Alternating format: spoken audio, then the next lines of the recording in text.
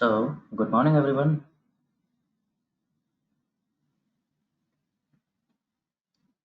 Today, what we wanted to cover was my intention was to go into unsupervised learning. I'm not doing that because I cannot conclude in this one session. It will take a while. So let's put it off for a while. We'll come back to it. I have sent you a mail. Please check, everybody. It is a data set and a code. So just if you want to run the code along with me, you can bring it to fetch that code to our script file in our studio and run along. If you want to run it later, just focus on my script.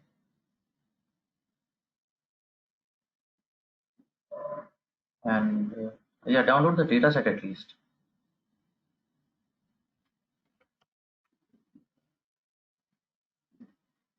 Download the dataset. Try to figure what is this dataset talking about. What this dataset is all about. Do you see?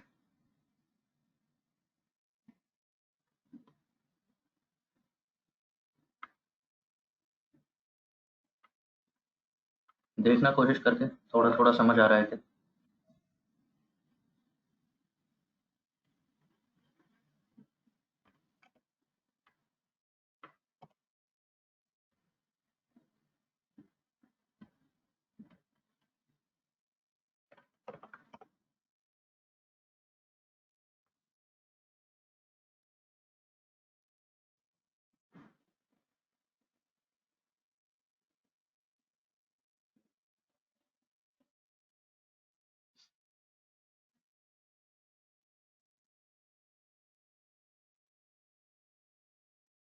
What is this dataset?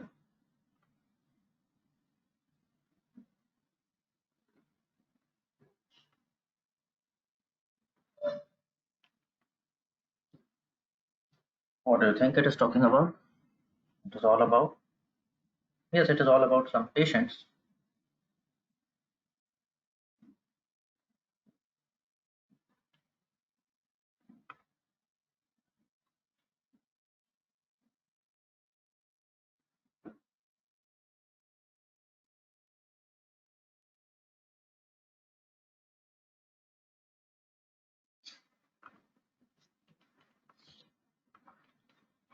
कुछ patients हैं उनके बारे में कुछ data record कर रहे हैं, कुछ टेस्ट उन लोगों ने कर रखे होंगे, ठीक है।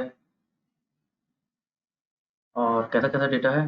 They are recording patients age, wealth, gender in 0 and 1. Now this is trick. ये कई बार हम देख चुके हैं ऐसा. This 0 1 does not mean 0 1. This is 0 and 1 for male and female. We don't know which is which, but one thing we are certain about is the 0 and 1 are not numeric 0 and 1. Then there is something called paint type. What is that?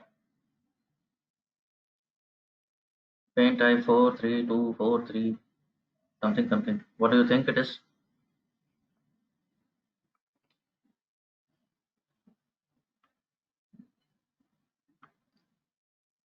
Keep texting me, guys. Whatever you are feeling, whatever you are thinking, please do text.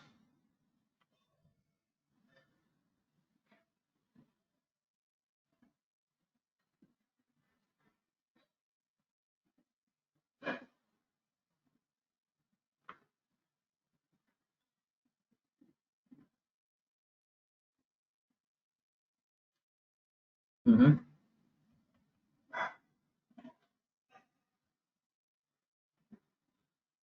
Yes, and that is the reason I kind of forced you into responding.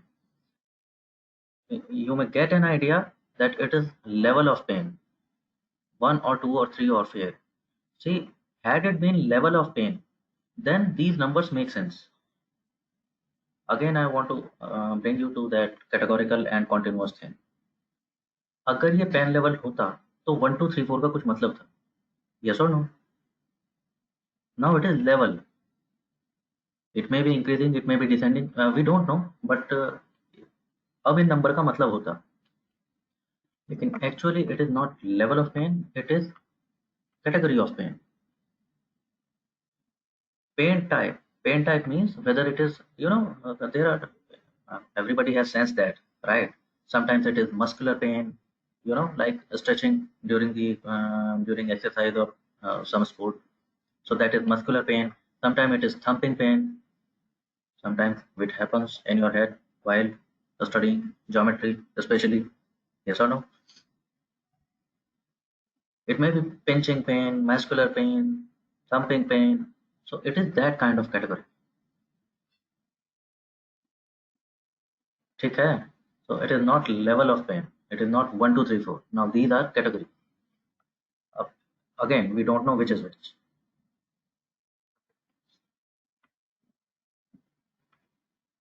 ये पता कहाँ से चल रहा है? ये तुम्हें पता नहीं चल रहा है, मुझे पता चल रहा है क्योंकि डेटा मैंने डाउनलोड किया था कहीं से. So I know the description. Yeah, right. I'm not expert at medical data, but I know the data description. That's why. Then there is BP. BP is certainly blood pressure.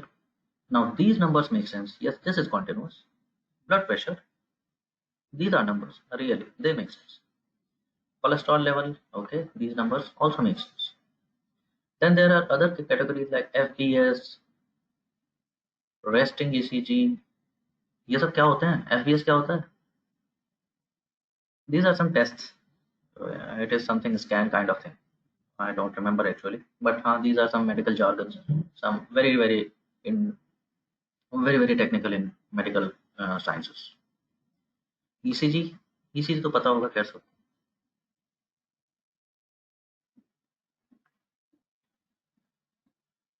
ECG, हाँ वो एक पुरानी घटिया picture में देखा नहीं था, वो 1 मीटर से चलता रहता फर्जी सा, बीप बीप बीप बीप, और फिर वो फ्लैट हो जाता है. वही है.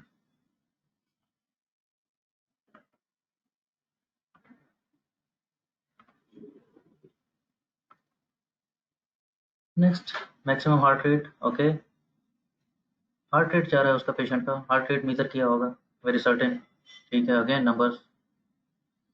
Exercise angina, what does it mean?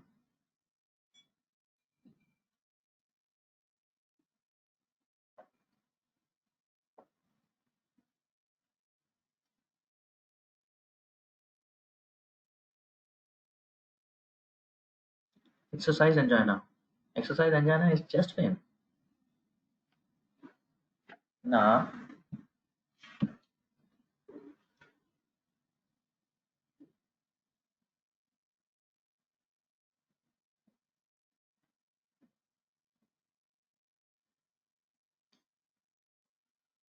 Okay, you may look for it. But again, something very technical about medical terms. Again, it is 0 and 1. It does not mean 0 and 1. It is something के है कि नहीं है. Something that kind of thing. Very well. Using हम क्या कर रहे हैं? Remember Chris DM. थोड़ा सा बिजनेस समझने का कोशिश कर रहे हैं, थोड़ा सा डेटा समझने का कोशिश कर रहे हैं. एक्सपर्ट नहीं बनना है, वो बन भी नहीं सकते, लेकिन थोड़ा थोड़ा हमें समझ आना चाहिए. मुझे कम से एटलीस्ट ये पता होना चाहिए कि ये डेटा क्या बात कर रहा है. नहीं सुमित, बिल्कुल ये डेटा ऐसी बात नहीं कर रहा है. इसीलिए कह रहा हूँ एक्सपर्ट नहीं बनना है. थोड़ा समझो, काम ज्यादा करो.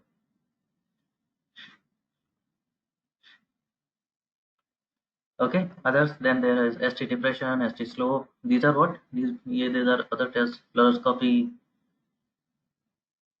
TAL, and finally they are trying to figure it out कि इन patients को heart disease detect हुआ था क्या नहीं हुआ.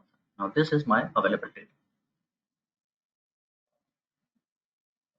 This is my available data all in all, and what we will try to do is we will try to build a predictive model कि अगर मेरे को पेशेंट्स के ये सारे टेस्ट पता हो, अगर मेरे को पेशेंट्स के ये सारे टेस्ट की रीडिंग मालूम हो, so despite I am not a doctor, I am not an expert in medical sciences, but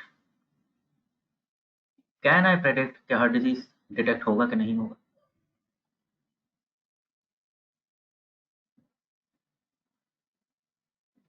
Can I predict? What do you say? What do you have to say? Can I predict? Yes, I can predict. You know it very well now. You can also predict. So that's the magic of data science. You know, having right data at hand, I can do reasonably good in any industry.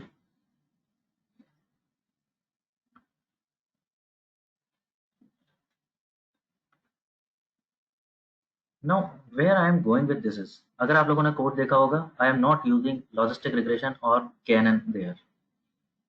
Problem समझ आया? ये classification का problem है. I want to classify between yes and no. And since it is yes and no, तो logistic regression भी काम कर सकता है यहाँ पे. Multinomial नहीं है आपका target. There are no multi categories. It is just logical categories, true or false, basically. Everything is boiling down to true and false. Hard digit निकलेगा कि नहीं निकलेगा.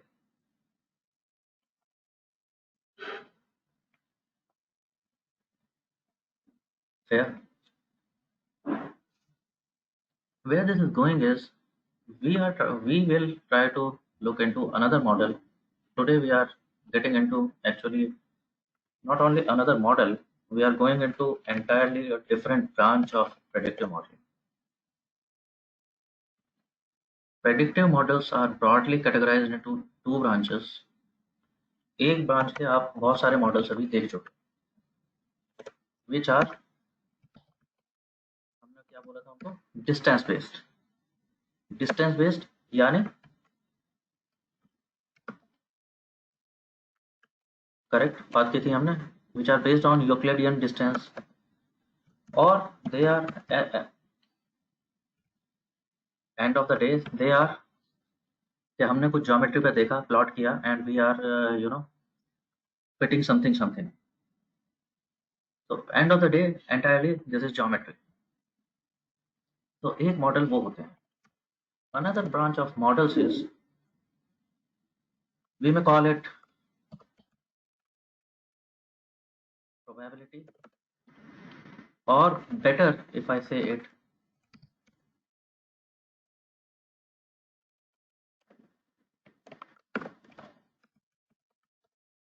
conditional probability based.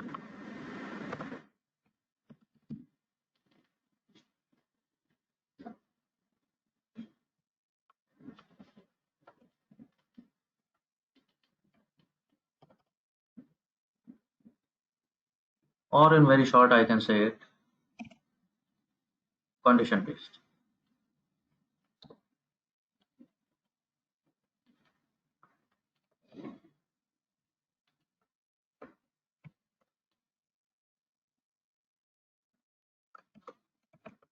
Okay, let's put it this way.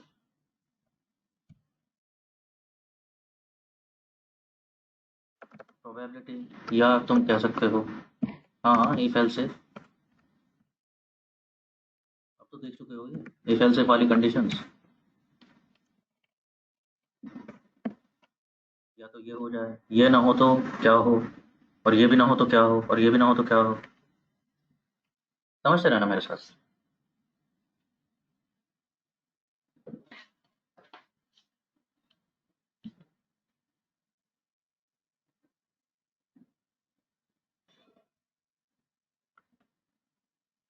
So we are beginning with these condition based models today. What are these models now? Say, pay attention to this.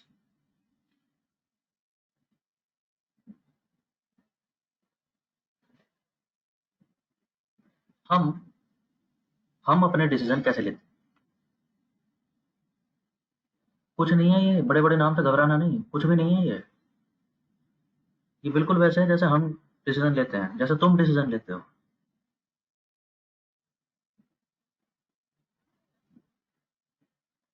Yeah, suppose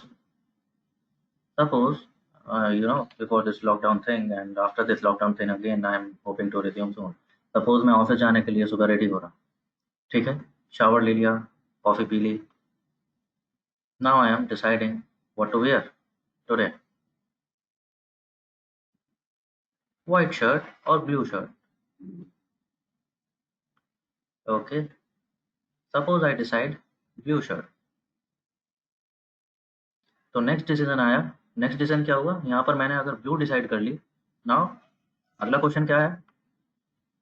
which trouser to where?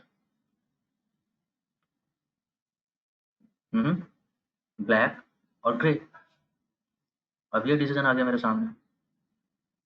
से again I decide, maybe say I decide grey. तो shoes कौन से होने चाहिए? Black और brown.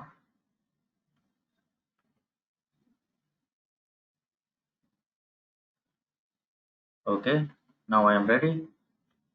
Suppose I decide brown shoes. ये भी decide हो गया, चलो। तो next, whether to take metro और शुड आई ड्राइव।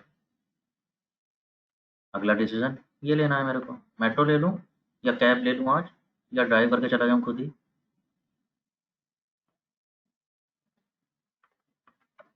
अरे यही तो होता है तुम्हारे साथ भी,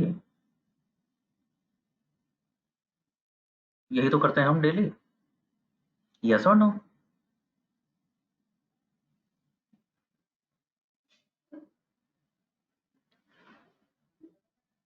One thing to pay attention to is every next decision is depending on previous decision.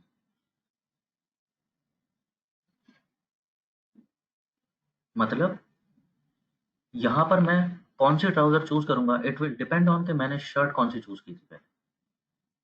अगर मैं यहीं पर ब्लू शर्ट नहीं लेता, मैं व्हाइट शर्ट ले लेता यहाँ, तो शायद अब क्वेश्चन कुछ और होता। Now I am deciding whether to wear trouser और whether to wear jeans today. Maybe अब कंडीशन ही चेंज हो गई ना। पहली कंडीशन ही कुछ और थी, पहली कंडीशन में ही डिसीजन चेंज हो गया। तो every next decision will depend on कि इससे पहले वाले कंडीशन में मैंने क्या डिसीजन लिया है, राइट? तो सपोज अगर व्हाइट चूज करा होता तो शायद ये स्ट्रीम चेंज हो गई होती। अब मैं कुछ और ही सोच रहा हूँ, अब मैं सोच रहा हूँ, अब मेरा क्वेश्चन पहले ही आ गया कि ट्राउजर लेनी है या जीन्स पहननी है। Now I am thinking all together something different. Suppose I choose jeans. Okay, now different question. हाँ जी, डिफरेंट क्वेश्चन। अब शूज की बात ही नहीं हो रही है ब्लैक ब्राउन की, because I am in jeans. अब क्या बात हो रही है? स्पोर्ट शूज और सैंडल्स। करेक्ट?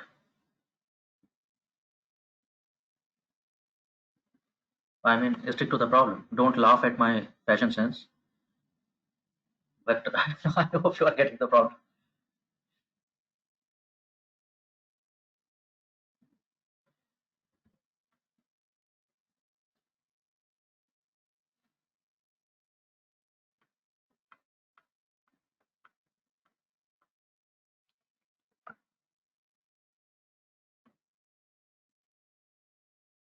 ऑल गुड, समझ आ रही है बात? इस तरह से this becomes a set of if else if conditions.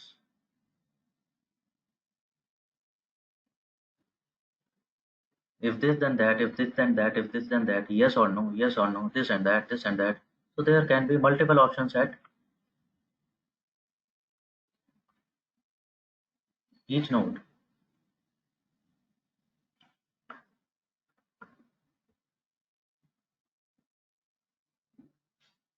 You guys are not responding.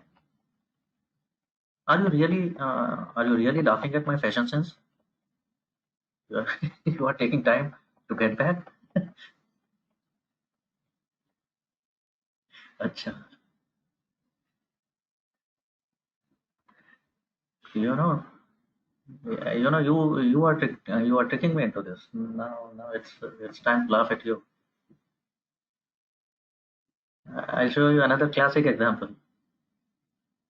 Another classic example, and everybody will relate to it. I guarantee this.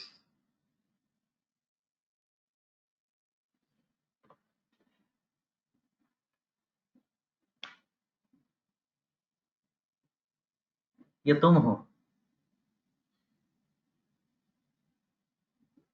ठीक है जी। याद आ रहा है वो जमाना?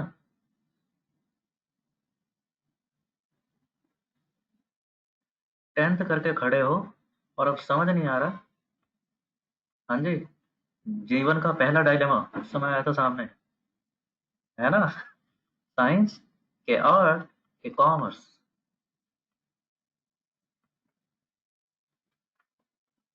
याद आ गया ना सबको? ये सोच रहे थे साइंस लेनी है कि कॉमर्स लेनी है कि आर्ट्स लेनी है, और एक कमीने चाचा आए थे, पापा को समझा दे कि साइंस दिला दो इसे, बहुत स्कोप है। आजकल नज़र भी नहीं आते वो, क्योंकि नज़र आ गए तो तुम पूछ लोगे ना, अंकल कहाँ है इसको।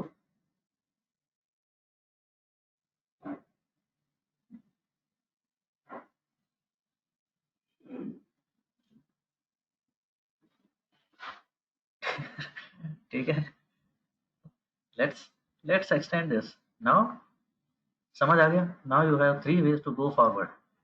You could have chosen science, you could have chosen arts, you could have chosen commerce. So I'll stick to one plan.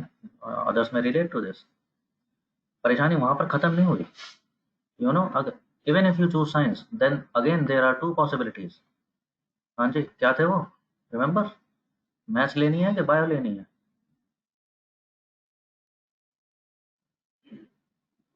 Right?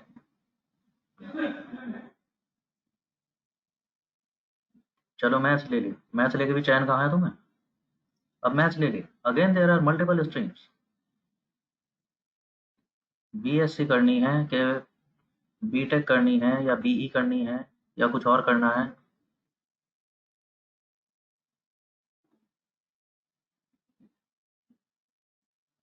हम्म। चलो तुमने चूज कर लिया बीई, अगेन बीई में कौन सी ब्रांच? सीएस के, आईटी के, मैकेनिकल के, सिविल?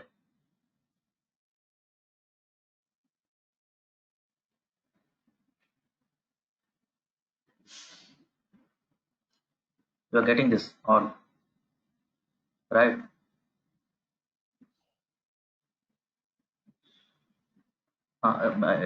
याद इसलिए दिला रहा हूँ because interact with me, I can go on and on, I can go up to, you know, I can go up to present day. BE ले ली, अब सोच रहे हो जॉब करना है कि एमबीए कर लें? हम्म।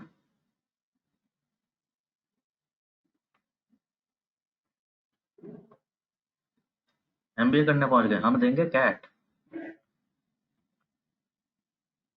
कैट में अच्छी रैंक आई तो IIN, अच्छी रैंक नहीं आई तो एमार्टिकस।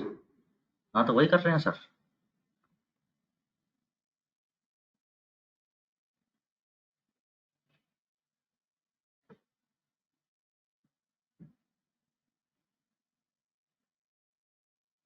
ठीक है, और भी कुछ है?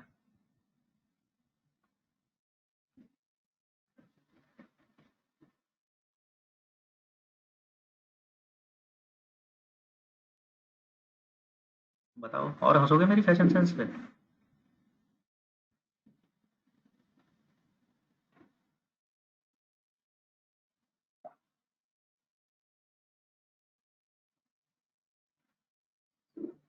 हाँ, बहुत खराब आदमी हूँ मैं, अगर सरकाज़म पे आओगे तो।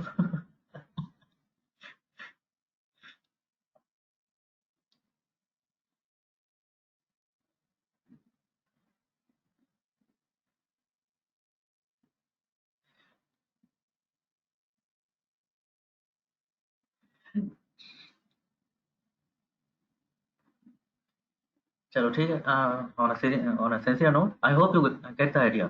ईच डिसीजन, अगला डिसीजन तब हो रहा है जब it is depending on previous decision, you know. यहाँ पर तुमने बीई तब चूज किया जब यहाँ पर साइंस चूज किया था, अगर यहाँ पर आर्ट चूज कर लिया होता तो शायद कहानी कुछ और होगी।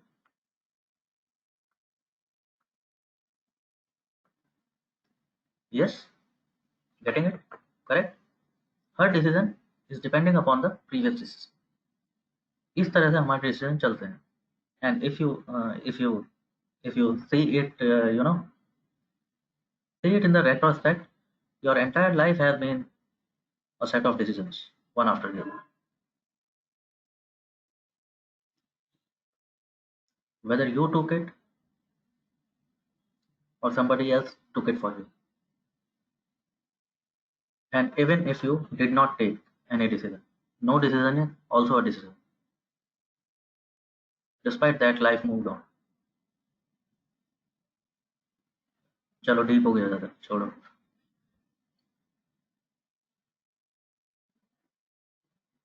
इसको हम क्या कहते हैं, क्या कहते हैं, नाम सुना है? Decision tree. डिसीजन ट्री वही तो हो रहा है, देखने में लग रहा है ना ये उल्टा पेड़, उल्टा वृक्ष। It is inverted tree with several branches splitting up. We call it, this model is called decision tree. So in condition based, the first model which we are going to look at, हम इनको condition based जितने भी हैं इनको tree models भी बोलते हैं, because they are all based on this tree thing.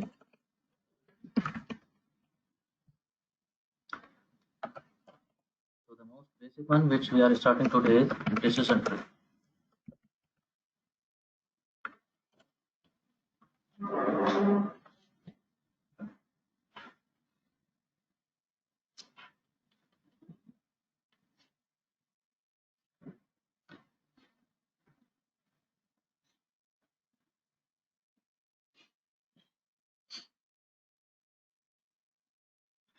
हमारा मॉडल भी ऐसे ही काम करेगा जैसे हम काम कर रहे थे।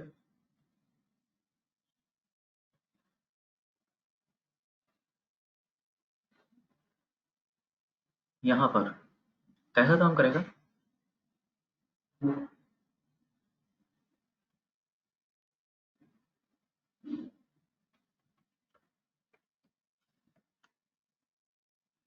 जैसे ये सारे आप देख रहे हो इतने सारे टेस्ट, हमारा मॉडल भी वही काम करेगा। It will decide on these test ratings like say exercise angina. Exercise angina पे उसने डिसीजन लिया, सपोज वो कैसे देखना शुरू करेगा? एक्सरसाइज एंजाइना ये 0 है कि 1, इस पेशेंट का ये 0 आया कि 1 आया? ओके, 0 आया या 1 आया? ओके, तो दूसरी कंडीशन क्या देखते हैं? अगर 1 आ गया, सपोज 0 आ गया तो ठीक है, 1 आ गया तो और क्या देखना चाहिए? लेट्स ट्राई से बीपी। तो ब्लड प्रेशर देख लेते हैं इस आदमी का। क्या ब्लड प्रेशर 150 से ज़्यादा है? What it is testing this condition this time? क्या कंडीशन टेस्ट कर रहा है? BP greater than 150। तो कंडीशन कैसी होती है, ट्रू और फॉल्स? सपोज आया ट्रू तो ओके, फॉल्स आया तो इधर को सोचेंगे। And there will be several test, ऐसे सेवरल टेस्ट करेगा और ये क्या इंश्योर करने की कोशिश करेगा दैट ओके एक्सरसाइज एंजाइना 1 आ गया, बीपी से ज़्यादा आ गया, से समथिंग एल्स, से कोलेस्ट्रॉल पे कुछ टेस्ट कर लिया, and finally it will try to end up कि हाँ yes there is heart disease to this patient. Same goes for other branches. यहाँ पर भी ये डिसाइड करने की कोशिश करेगा कि अगर ये टेस्ट ऐसा था, ये टेस्ट ऐसा था, ये रेटिंग ऐसी थी, वो ऐसा था, तो हार्ट डिजीज नहीं होता है, या ये सब वैल्यूज ऐसी ऐसी निकलती हैं तो हार्ट डिजीज होता है।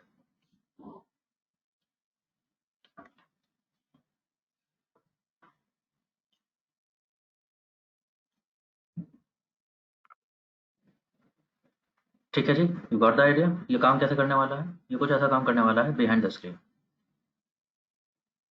चलिए देखते हैं, बना के दिखाता हूँ।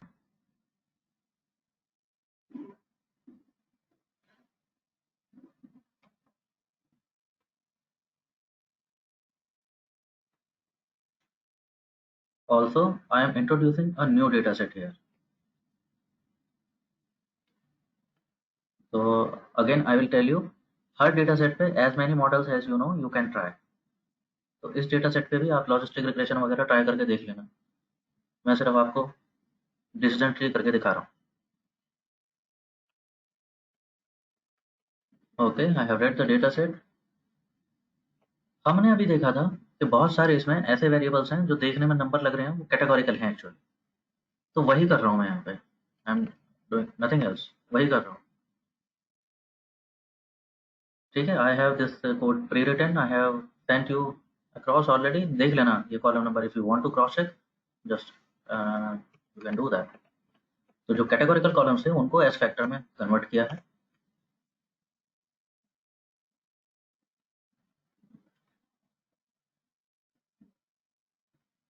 Okay, it has taken character. चलो ठीक है, एक ही बात है, मुझे क्या फर्क पड़ रहा है, कैरेक्टर हो या फैक्टर हो, नंबर नहीं रहना चाहिए। नंबर होगा तो आपको लगेगा इट इज न्यूमेरिक। लाइक अभी देखा था हमने जेंडर, पेन टाइप, राइट? तो उन सबको हमने कैटेगोरिकल में कन्वर्ट कर दिया। Okay, now the usual drill, you know this already. हाँ जी, क्या क्या हो रहा है पता है तुम्हें? एक ट्रेन डेटा सेट बनाना है, एक वैलिडेशन बनाना है अवेलेबल डेटा से। This time I am splitting इन 80-20।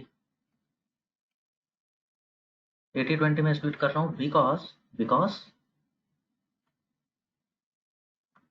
मेरे पास अवेलेबल डेटा ही काफ़ी कम है। उसमें से भी दो डेटा सेट बनाऊंगा तो मेरे को मॉडल ट्रेन करने के लिए ही बहुत कम ऑब्जर्वेशन बने। तो ऐसे केसेस में 80-20 के रेशियो तक भी जाते हैं। अदरवाइज वो 70-30 वाला जो है वो मेंटेन करते हैं। If I have ample data at hand, that 70-30 is the some.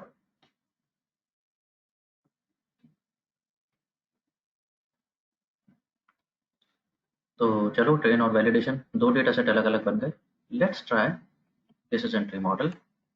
So you will have to install these two packages, rpart and rpart.plot. इनकी हमें जरूरत पड़ेगी, देखते हैं कैसे कैसे कर लेना बाद में। For now stay with me, code है आप लोगों के पास, सो डोंट वरी। तो I am creating tree model, मैं कह रहा हूँ tree model. Syntax as simple as that, as always. मैंने बोला rpart, rpart stands for recursive partitioning.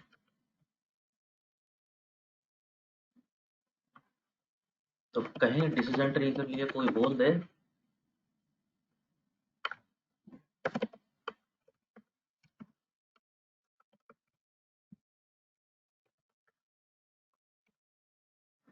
That, कोई बोले कि डिसीजन ट्री बना रहा हूँ, कोई बोले कि मैं रिकर्सिव पार्टीशनिंग वाला मॉडल बना रहा हूँ, क्या मतलब है उसका? कोई मतलब नहीं है उसका, वही डिसीजन ट्री की बात हो रही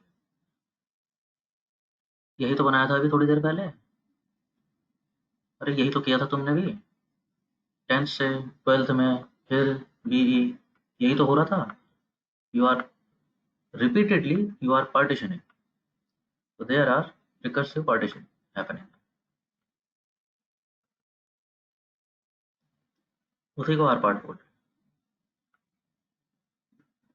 सिंटेक्स आसान है, वही जो आज तक करते आए हो, टारगेट, टिल्डा, बाकी सारे data is train data set.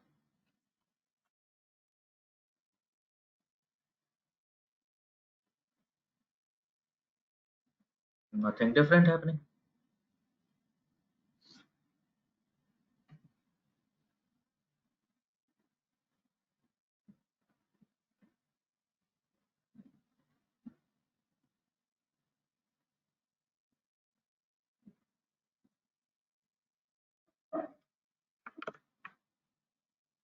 I have created this model, और एज यूजुअल एनवायरनमेंट पे मॉडल आता है किस फॉर्म में? Many times you have seen already. Model is in a form of a list. एक list output आता है एक मॉडल का।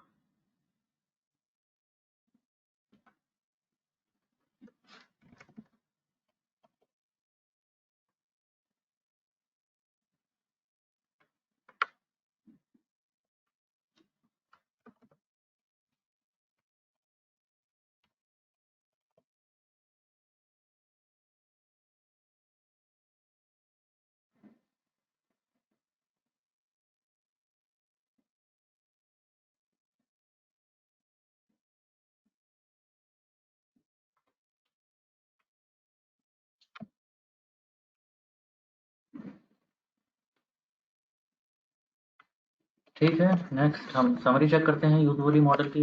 If I check summary, it is giving me so many information। okay, it's a very fairly large summary। वही call बता रहा है n is equal to 216, यानी नंबर ऑफ डेटा पॉइंट्स बता रहा है। Then there are very very many things, cpn split, relative error, error, standard this type। it is telling you variable importance kind of thing। अभी समझते हैं इसका मतलब क्या है। cell pen type this। however, just tell me one thing, geometry based model में आप geometry नहीं देख पा रहे थे। Reason, it was working in imaginary geometry and dimensional space, right? So it is not visually possible to actually plot it somewhere, and you can feel it, you can feel it in tangible form. So that is not possible there. This is decision tree which is working on conditions. This condition अगर ये true है तो इधर चले जाओ, ये condition false हो जाए तो इधर चले,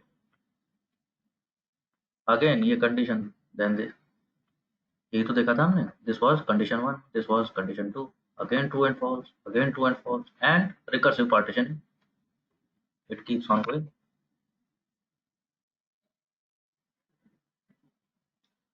सही बात है। तो आई थिंक इस ट्री को तो हम विजुअलाइज कर सकते हैं, इनफैक्ट कर ही रहे हैं इस समय, ट्री बना बना के दिखा तो रहा हूँ मैं तुम्हें। So that's why R part dot plot, इसलिए हमने ये यूज किया था। There is function called PRP, PRP stands for plot this recursive partition. ये जो आर पार्ट आपने बनाया है, plot this R part, PRP।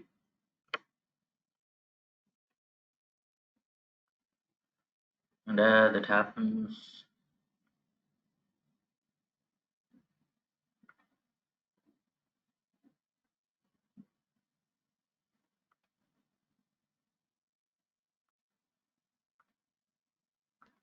हाँ जी, यही तो बना रहे थे।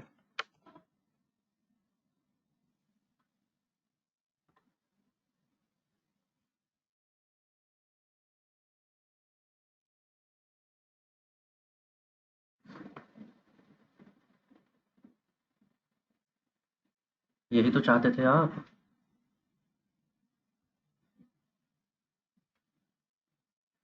कैसे बनाया उसने? उसने पहले पैरामीटर चेक किया कि इस पेशेंट का जो थैल रीडिंग था, मुझे नहीं पता एक्चुअली थैलोस्कोपी क्या होता है, बट होगा कोई test. If it is less than 5, देख रहे हो, तो on the left hand there will be always कि ये कंडीशन ट्रू हो गई है तो करना क्या है।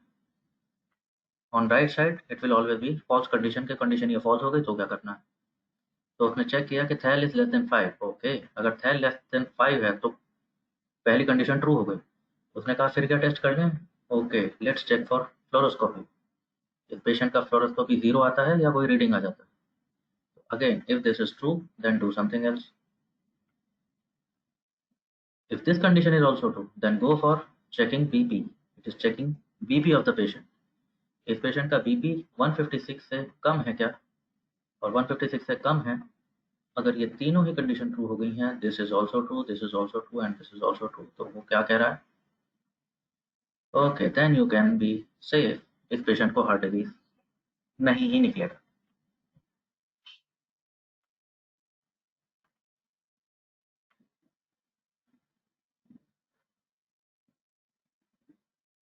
आते हैं उस पर भी आते हैं शुभम, 2 मिनट।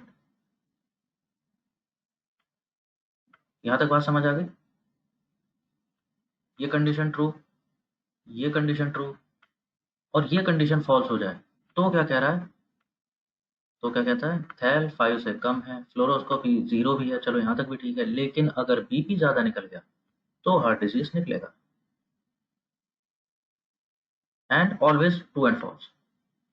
अगर ये कंडीशन ट्रू थी और यही फॉल्स हो जाए तो क्या कह रहा है, अब ये सब छोड़ दो, अब बीपी बीपी की बात मत करो, क्योंकि फ्लोरोस्कोपी वाली कंडीशन यही फेल हो गई है। अब वो क्या कहता है, कुछ और देखना चाहिए। अब फ्लोरोस्कोपी अगर 0 नहीं है तो इसका मतलब कुछ और देखें, लेट्स फाइंड आउट कि उसको पेन टाइप कैसा बोला है पेशेंट। अगर वो पेन टाइप बोल रहा है कि 1 या 2 या 3 है, तो अगेन यू कैन से, अगर 1 2 3 टाइप का पेन उसने बोला है तो इसका मतलब उसको नहीं ही निकलेगा, प्रॉब्लम नहीं है। होंगे पेन 1 2 3 कुछ ऐसे, तो these seem like these are non severe pains, these are not actually serious pains related to heart disease, like जो मैं नाम ले रहा था अभी, muscular pain, right, muscular pain हो सकता है कोई, you know due to some injury, वैसा पेन हो सकता है ड्यू टू सम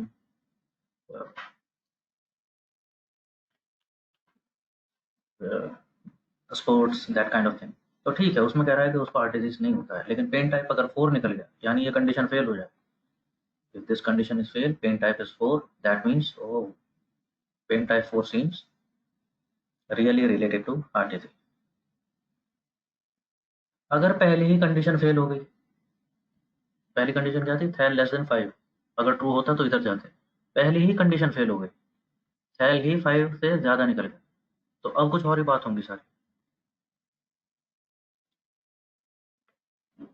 राइट। अब कह रहा है कि अच्छा थैल तो 5 से ज़्यादा निकल गया, पेन टाइप चेक करो इसका। यू सी पेन टाइप यहाँ भी है, यहाँ भी है, तो one variable can be use multiple times, that is not an issue with decision tree. उसको डिसीजन लेना है, वो उस बेसिस पे कर लेगा। अगेन उसने क्या चेक किया, थैल 5 से ज़्यादा है और पेन टाइप 1 2 3 भी नहीं है, ये कंडीशन भी फेल, ये कंडीशन भी फेल, कहता है सीधे बोलो हार्ट डिजीज है। अगर पेन टाइप 1 2 3 है, तब वो कह रहा है कि एक चीज़ और चेक कर लेनी चाहिए, हार्ट रेट भी देख लें, and so on.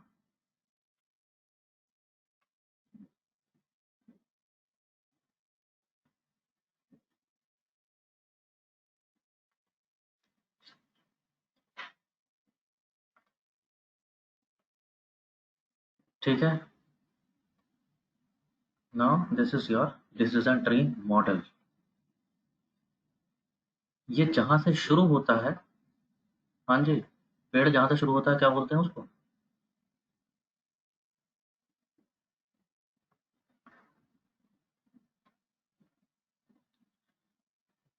Right. Each condition, each जहाँ भी डिसीजन हो रहा है, it is called node, NODE।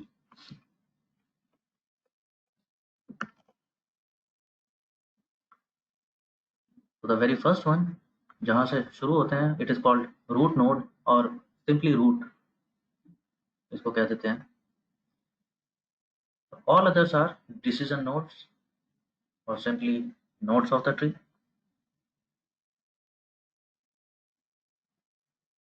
ठीक है, जहाँ भी डिसीजन हो रहा है वो सारे नोड्स हैं, नोड्स ही हैं। दिस इज, हाँ जी क्या बोले इसको, पेड़ खत्म कहाँ होता है,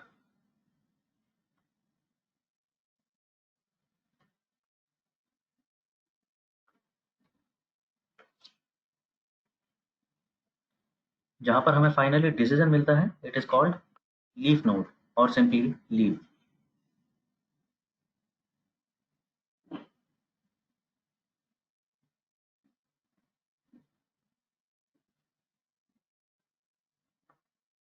ठीक है, तो this is the terminology kind of thing which is conventional and popular among data scientist, वो इसी तरह से बात करते हैं, तो पता होना चाहिए आपको। ठीक है जी, clear. First one is the root node, all others are simply nodes, and the final node is decision node or leaf node.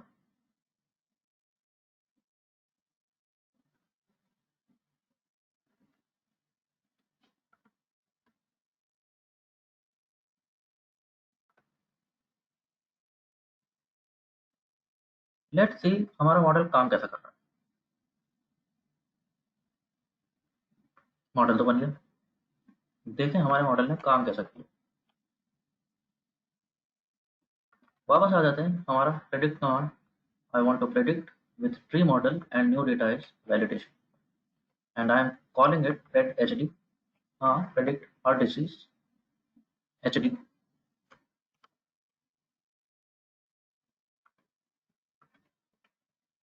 यहाँ तक सब कोड है आप लोगों के पास, है ना।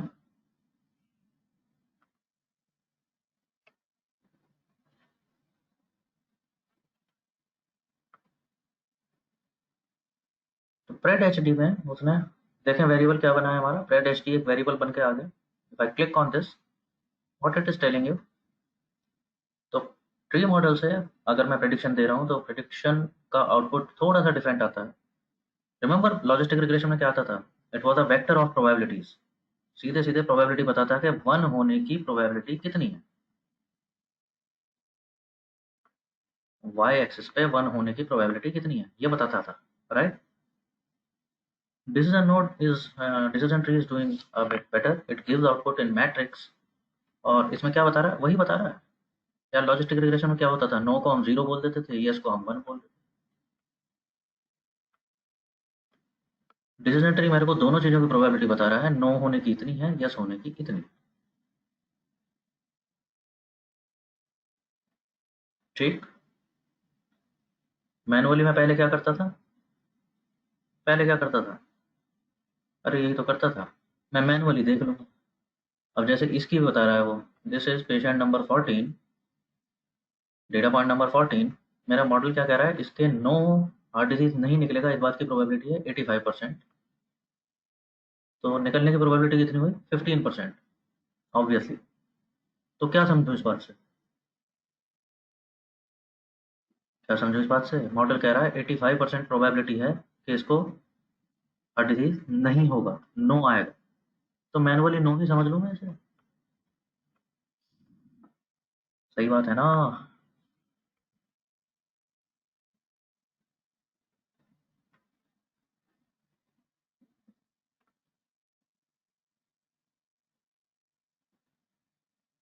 तो थोड़ा सा वही करने की कोशिश कर रहे हैं। वहां पर मैं क्या करता था, ये वाली जो प्रोबेबिलिटी होती थी, 1 होने की जो प्रोबेबिलिटी होती थी, उस पर मैं कट ऑफ लगा लेता था। ये तो किया था हमने, प्रोबेबिलिटी पे कट ऑफ लगा लिया हमने। ये प्रोबेबिलिटी अगर 50% से ज़्यादा है तो 1 बोलूँगा, यस बोलूँगा इन दिस केस, नहीं तो 0 बोलूँगा। यही तो करते थे।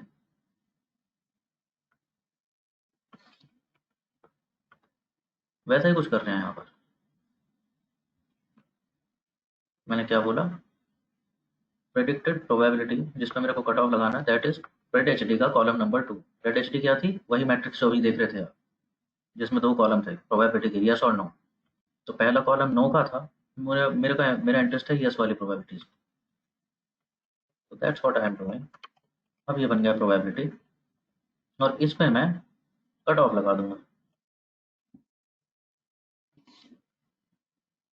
हाँ जी, कैसे लगाएंगे।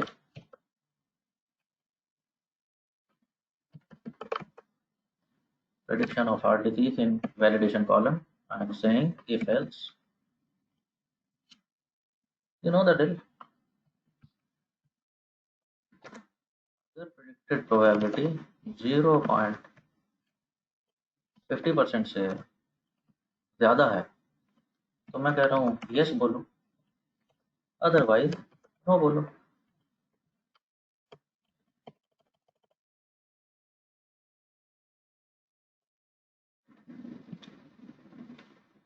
You don't worry about code, I will send it. तो वैलिडेशन डेटा सेट में, हाँ, प्रोबेबिलिटी के हिसाब से यस नो आ गए। एक्चुअल क्या था वो ये रहे, मेरा मॉडल क्या कह रहा है वो ये रहे।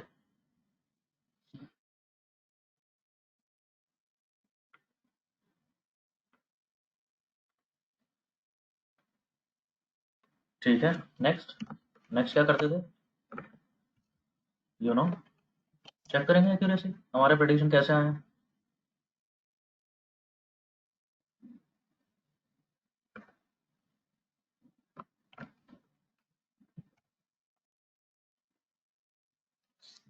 So let's check them. Validation में predesty and validation में actual heart disease and positive is equal to, हाँ जी, positive कैसे रखना है, what are we interested in, heart disease, yes, correct। मेरे को ये देखने में ज़्यादा इंटरेस्ट है कि पेशेंट कौन निकल जाते हैं, दैट इज मोर क्रिटिकल ना। जिनको नहीं है वो तो ठीक है, नहीं है। रिमेंबर हमने ये भी देखा था एक दिन, false negative is the most harming error जो मेरा मॉडल करेगा। If my model is raising false alarm, किसी को फॉल्सली पॉजिटिव बोला है वो चलेगा, उसमें कोई बात नहीं है। It is just I have to be extra careful. It is just that कि मेरी थोड़ी सी एफर्ट वेस्ट चली जाएगी। एक्चुअली जो नहीं निकलने वाला था उसको भी हमने टेस्ट कर लिया। लेकिन the most dangerous will be कि किस कोई एक्चुअली किसी को हार्ट डिजीज प्रिडिक्ट होने किसी को हार्ट डिजीज था और मेरा मॉडल पकड़ नहीं पाया उसको।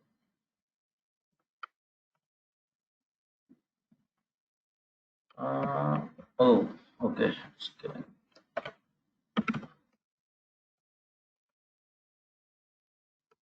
The problem is, yeah, you see,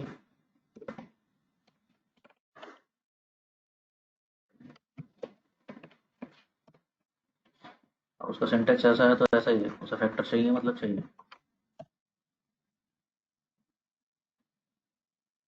Okay, here it is. So it is telling accuracy of model is almost 80%. That's okay, good to know.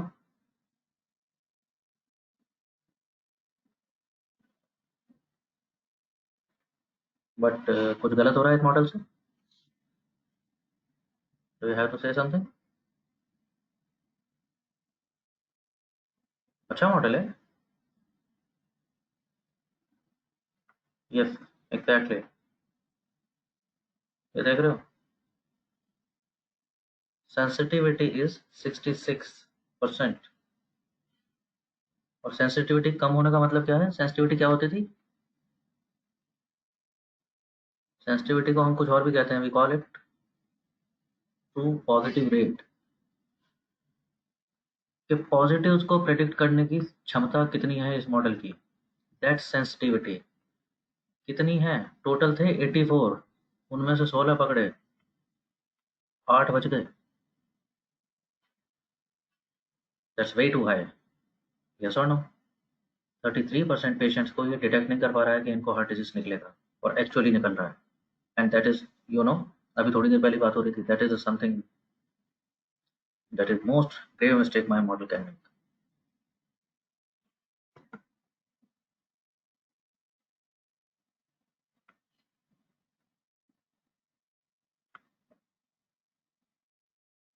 Right, ठीक है जी, फिर क्या करते थे हम? अब क्या करना है? समझ आ रहा हो तो?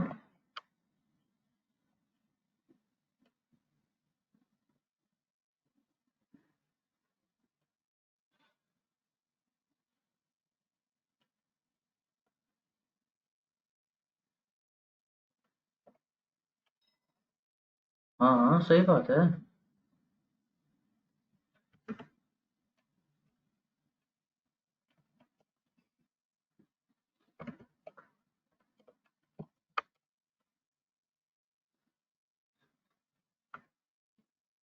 सही बात है, क्या करते थे?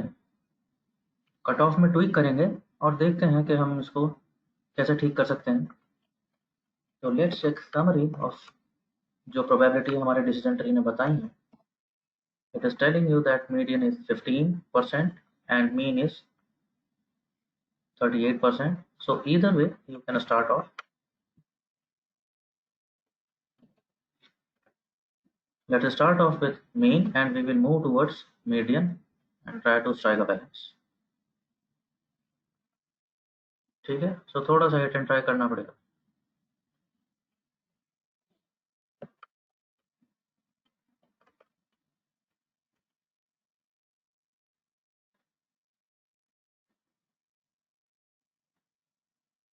तो ओके, एज इट हैपन्स, अगर मैं 0.25 कर लेता हूँ इसकी प्रोबेबिलिटी कट ऑफ की,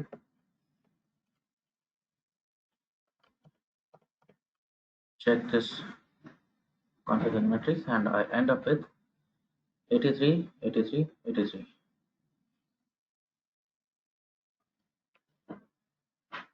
ठीक है, तो 83% एक्यूरेट है, अच्छी बात है। जितनी मिस्टेक सेंसिटिविटी में कर रहा है उतनी ही स्पेसिफिसिटी में कर रहा है। तो ना तो ऐसा हो रहा है कि बहुत सारे पेशेंट्स ऐसे छोड़ दिए जिनको हार्ट डिजीज थी, ना ही ऐसा कर रहा है कि फॉल्स अलार्म दे रहा है ज़्यादा। ऐसा भी नहीं कर रहा है बहुत ज़्यादा कि जिन पेशेंट्स को कुछ भी नहीं था उन्हें भी पकड़ पकड़ के ला रहा है।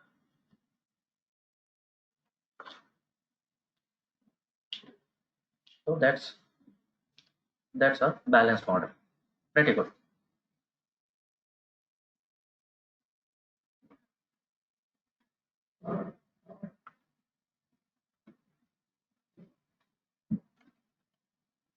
Here in the chat box, जहाँ से आपके पास नहीं था प्रोबेबिलिटीज से, I am dropping it here.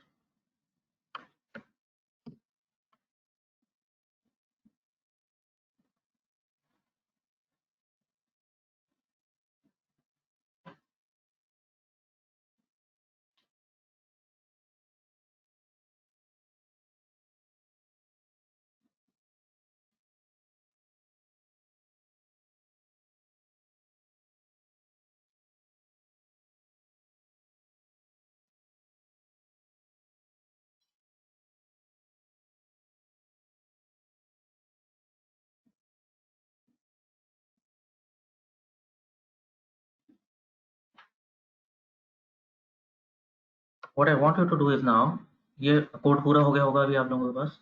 This code has become one end to end. ठीक है, तो हमने कोई मेडिकल डेटा अभी तक नहीं देखा था, अभी तक नहीं किया था, so I wanted you to do this. Hackathons में आप लोगों को मिल जाएगा और भी कोई data, but I wanted you to enter into mechanical domain as well. So this is your data set in health care. एक डेटा ऐसा भी देखना चाहिए, जितने ज़्यादा डोमेन्स का देख लोगे जल्दी से जल्दी उतना अच्छा है। तो I will try to keep you on toes, at least one data set from every possible domain.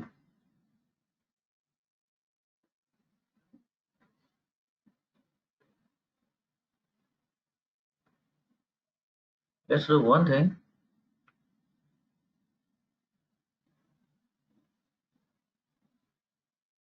I will hold for some time here. What I want you to do is maybe go for a break for 5 minutes. उसके बाद वापस आओगे तो कर लेना। What I want you to do is इसी data set पे अभी डिसीजन ट्री बनाया है आप लोगों ने, पूरा मॉडल आपके पास है, पूरा कोड आप लोगों के पास है।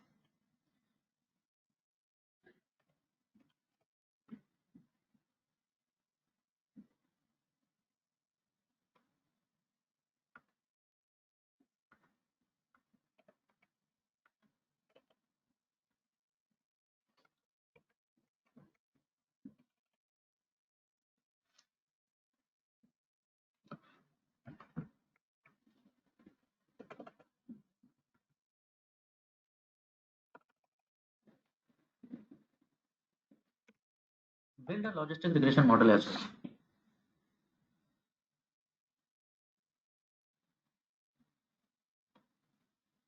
बना के देखना जरा, ठीक है।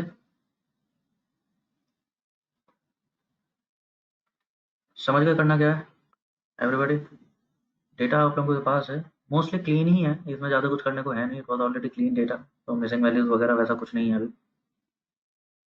आई वॉन्ट यू टू बिल्ड, हाँ लेकिन बाकी चीज़ें आप देखोगे, मिसिंग वैल्यूज़ तो नहीं है, लेकिन और चीज़ें आपको देखना है अभी। केस मिसमैच का भी कोई प्रॉब्लम है इसमें लग नहीं रहा था, यस नो ही है, बस एक ही कॉलम है ऐसा। लेकिन हाँ कैटेगोरिकल वेरिएबल थे तो उनको हमने कैटेगोरिकल में कन्वर्ट किया है। लॉजिस्टिक में आपको डमी बनाने होंगे, आउटलायर देखने होंगे, वो सब करना होगा।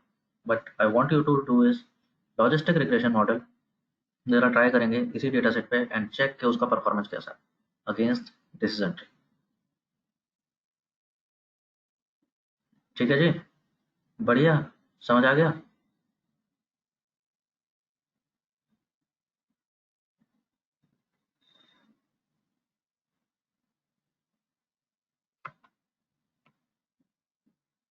वेरी वेल देन, तो take a break of 5 minutes and take another 10 minutes to build logistic regression model and then we will continue. In case कुछ बीच में प्रॉब्लम होता है, do text me, ping me in the chat box. ठीक है जी, fair, all set,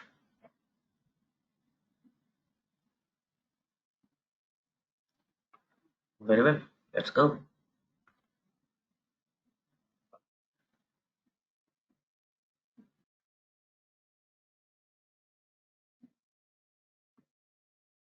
Okay, let's resume our thing.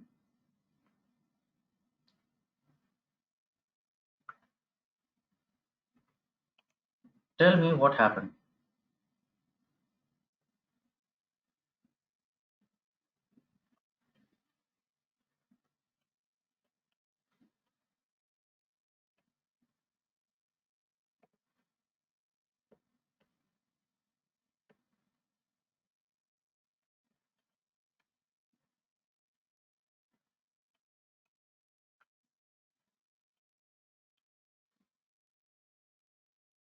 कर लेना logistic regression model, बाद में बना के देख लेना, रिजल्ट देख लेना उसका। फिलहाल मेरे को ये बताओ, why are you struggling? I knew it will happen. क्या प्रॉब्लम हुआ है? You had some 15 minutes, still still not done, what is happening?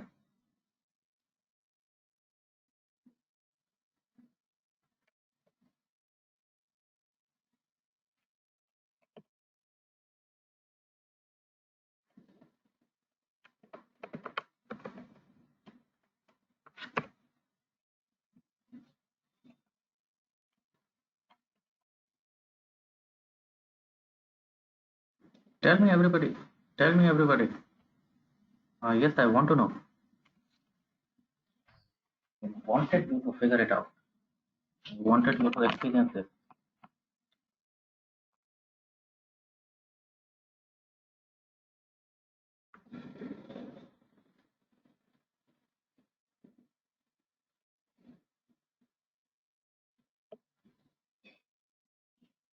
मालूम है क्या हो रहा है आप लोगों के साथ?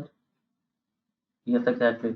आपको आउटलायर चेक करने पड़ेंगे, ट्रीट करने पड़ेंगे, because logistic regression is geometry based, distance based algorithm, right? तो बहुत सारे काम जो अभी नहीं किए थे वो अब करने पड़ रहे हैं।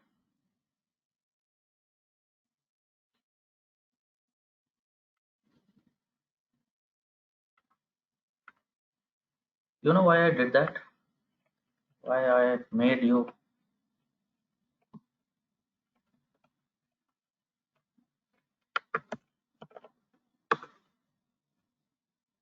Yes, you must have समझ आ गया होगा शायद।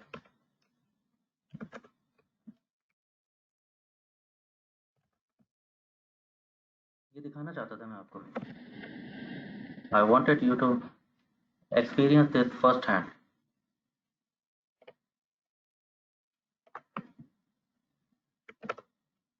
अभी लॉजिस्टिक रिग्रेशन मॉडल बनाना पड़ा जिसकी आपको प्रैक्टिस भी है, लेकिन वो बनाने में टाइम लग रहा है। Reason being, it is not that you are struggling, it is not that you don't know something, it is not that something is way too complex. You know everything, you understand everything. The problem is with your algorithm. उस algorithm के ही अपने condition इतने हैं कि वो satisfy करने होंगे सारे के सारे।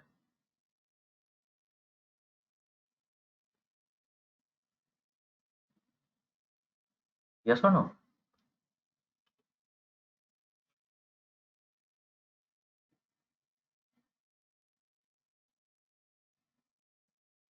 So by now you realize advantages of DT model over any geometry based model. क्या क्या एडवांटेज हैं? Advantage number one,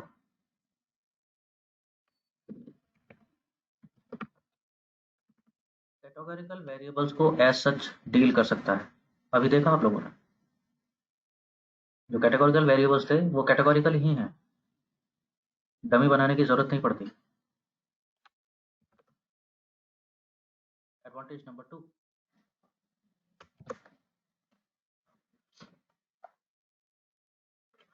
it is almost immune to outliers.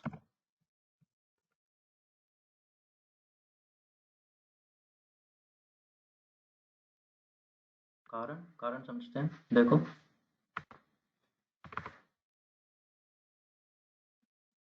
कैसे काम कर रहा है। आउटलायर का होता है कॉन्टिन्यूस वेरिएबल में, से दिस सपोज बीपी में कंडीशन इसने लगाई है, BP should be less than 156, तो हार्ट डिजीज को नो बोल देंगे। इससे ज़्यादा होगा तो हार्ट डिजीज को यस बोल देंगे। Suppose BP is ranging between 80 and 150, routine range कुछ ऐसी चल रही थी बीपी वेरिएबल में। And then there is outlier, there is one single patient जिसका बीपी 200 तक भी शूट हुआ है।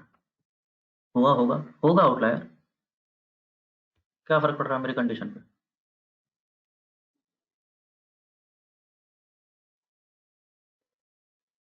क्या फर्क पड़ रहा है? कुछ भी नहीं। अरे कुछ नहीं पड़ रहा, सही बात है, देख लो।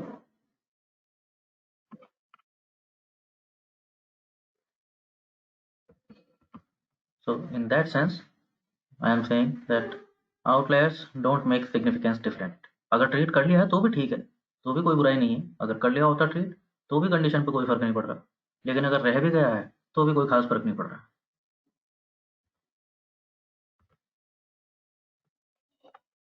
What else?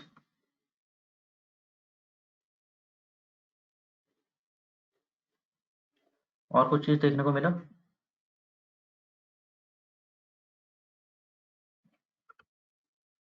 कल शायद हमने बात की थी।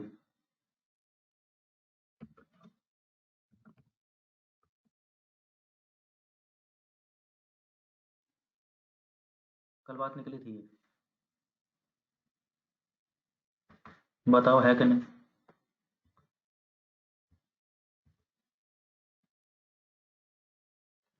इससे सिंपल क्या हो सकता है एक्सप्लेन करना किसी को? यस और no? Decision tree is by far the most lucid and most comprehensible algorithm.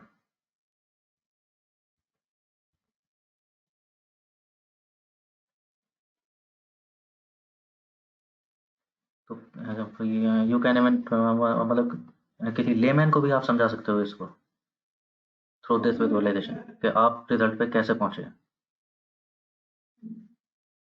मैंने ये कंडीशन टेस्ट की थी, इसमें ट्रू फॉल्स आया था, फिर ये कंडीशन टेस्ट की, इसमें ट्रू फॉल्स आया, और फाइनली मैंने बोल दिया कि हार्ट डिजीज निकलेगा या नहीं निकलेगा।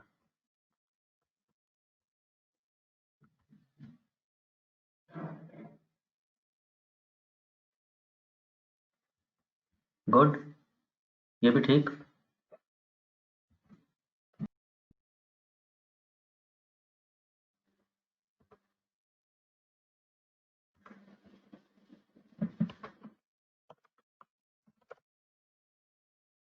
और कोई बात?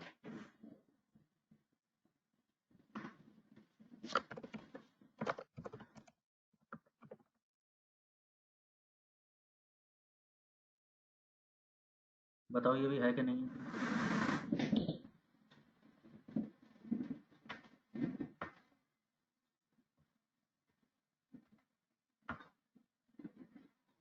Variable importance in the sense, ये जो डिसीजन ट्री बन रहा है।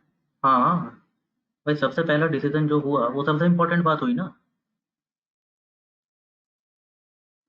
10th में जो तुमने डिसीजन लिया था वो सबसे इम्पोर्टेंट डिसीजन साबित हुआ ना लाइफ में। बाकी सब उसी पे डिपेंड कर रहा है। हाँ हाँ, यस और नो, बताते तो रहो।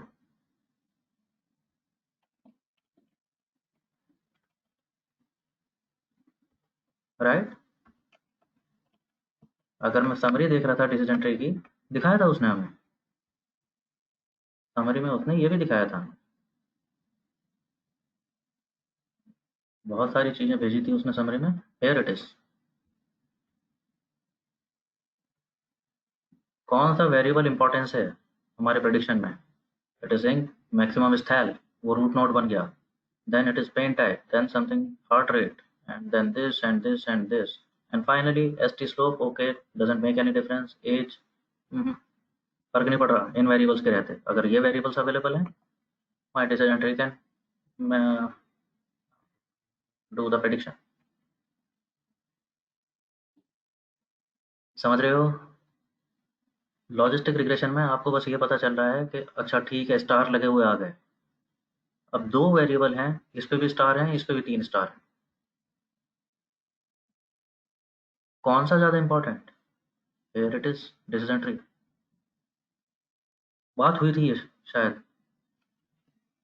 किसी ने पूछा तो था कि अगर सारे वेरिएबल पे स्टार लगे हुए हैं किसे समझें, कौन सा ज़्यादा इंपॉर्टेंट है। अब समझ आ रहा है कौन सा ज़्यादा इंपॉर्टेंट है?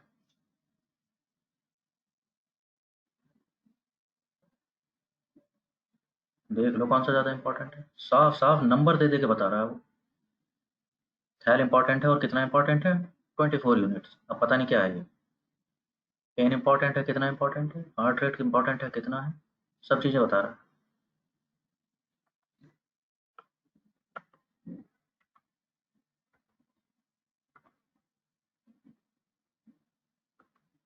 हाँ जी, और कोई बात? All in all geometry based होने की वजह से रिग्रेशन मॉडल में जितनी बीमारी थी वो सारी इसको नहीं होंगी। As simple as that. Yes और नो?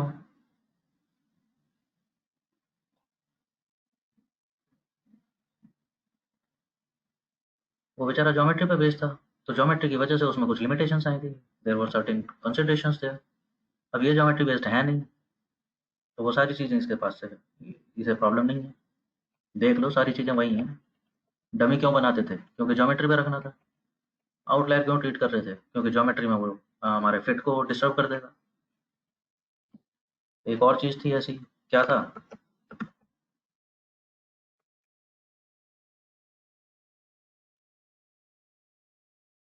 दो वेरिएबल्स क्योंकि मेरे को ज्योमेट्रिकली कंपेयर करने हैं, तो उनके स्केल्स डिफरेंट नहीं होने चाहिए। ये प्रॉब्लम थी मेरी वहाँ पे। यहाँ पे वो भी प्रॉब्लम नहीं है। रीज़न, कोई दो वेरिएबल कंपेयर नहीं हो रहे। किसी भी कंडीशन में दो वेरिएबल कंपेयर नहीं हो रहे, एक ही वेरिएबल कंपेयर हो रहा है अपने आप से। एक वेरिएबल, उस पे एक कंडीशन है। ठीक है, स्केल करो मत करो, क्या फ़र्क पड़ रहा है।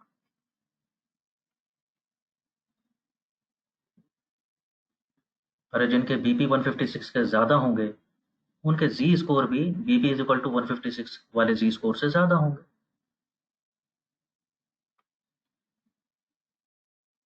हम्म।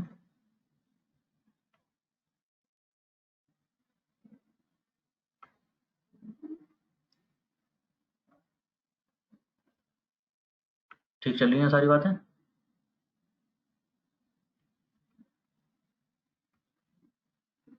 ठीक चल रही है ना सारी बातें, समझ रहे हो।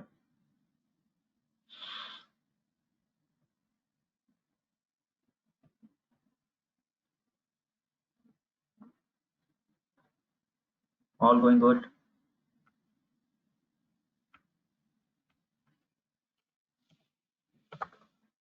अब आता है क्वेश्चन।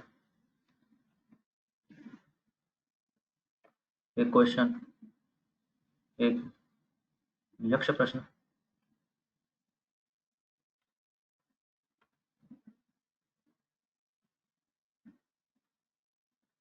क्या क्वेश्चन आने वाला है, करना चाहोगे? मैं करूं तुम्हारी तरफ से? अगर ये इतना ही अच्छा आदमी है तो सर पहले क्यों नहीं बताया?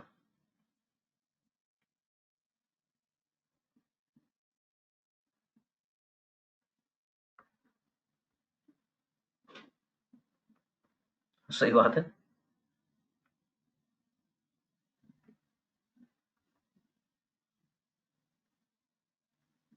Sir to answer that question, नहीं इतना भी अच्छा आदमी नहीं है।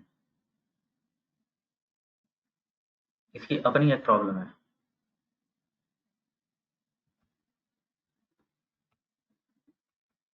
इसकी अपनी एक प्रॉब्लम है which is way too serious.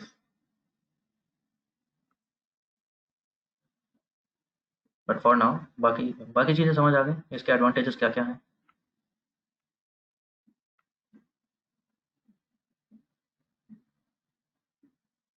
बहुत सारे एडवांटेजेस हैं, बहुत सारी डेटा क्लीनिंग या डेटा मैनिपुलेशन जो मेरे को करना पड़ता था ज्योमेट्री में फिट होने के लिए, वो यहाँ पर नहीं करना पड़ता।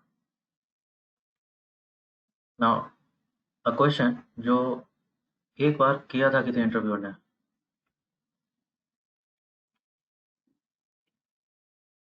इंटरव्यूअर ने टू वेरियस स्टूडेंट्स उसने ये क्वेश्चन किया था, and many students struggle to answer that, and it was really एकदम से अगर if the interviewer catches you unguard unguarded, was really tricky. उसने क्या बोला उनसे, that if I already know somehow, if I already have a hunch that logistic regression and decision tree both of the models are going to give similar accuracy। दोनों का accuracy, sensitivity, specificity, when I say accuracy I automatically mean sensitivity and specificity also। तो उसका question क्या था कि वो कह रहा है कि अगर मेरे को पहले से पता हो किसी तरह से, या maybe I have a certain idea कि logistic regression and decision tree both of the models are going to give me same और almost same accuracy, which one should I prefer. Accuracy पहले से पता है, similar ही आने वाली है, तो कौन सा मॉडल बना के दूं मैं अपने क्लाइंट को या बॉस को या stakeholders, whatsoever you want to. हाँ जी, क्या कहोगे आप?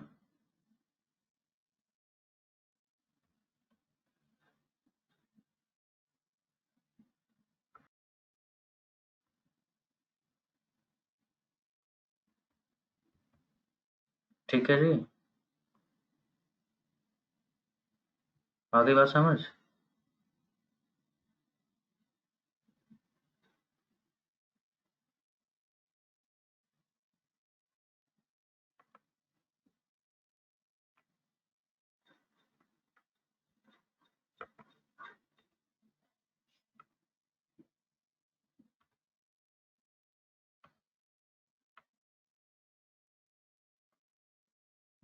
सो बहुत सारे एडवांटेजेस हैं डिसीजन ट्री मॉडल के।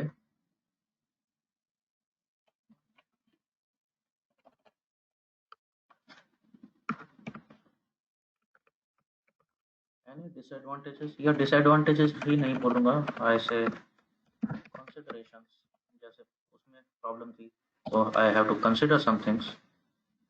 So what are considerations या limitations of DT model?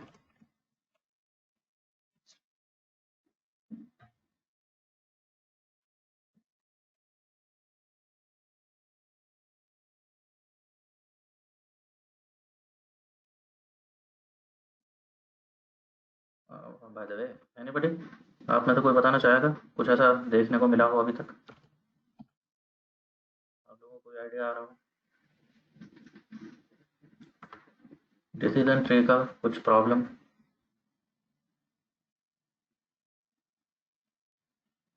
It seems like evident to you so far, अभी तक जितना भी किया है।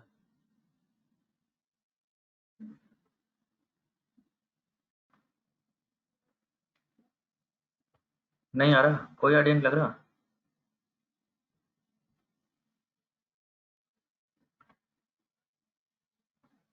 एक चीज़ बताओ, उसने कहा थैल से डिसाइड करते हैं, उसने ये भी दिखाया हमें थैल की इंपॉर्टेंस सबसे ज़्यादा है। क्यों ज़्यादा है थैल की इंपॉर्टेंस? इन अदर वर्ड्स मैं तुमसे पूछ रहा हूँ, सबसे पहले थैल पे क्यों स्प्लिट किया इसने? वाई नॉट बीपी और कोलेस्ट्रॉल और something else? Why are they in this order? तो सबसे पहले थैल इंपॉर्टेंट है, then fluoroscopy, then pain type.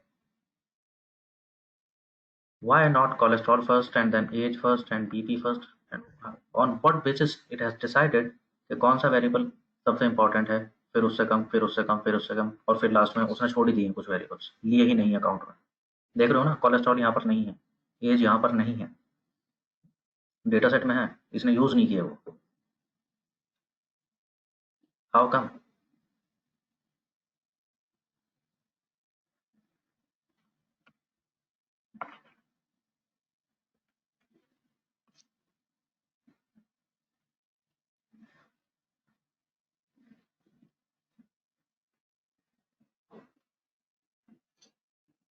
ठीक है, तो here comes the notion of homogeneity, we call it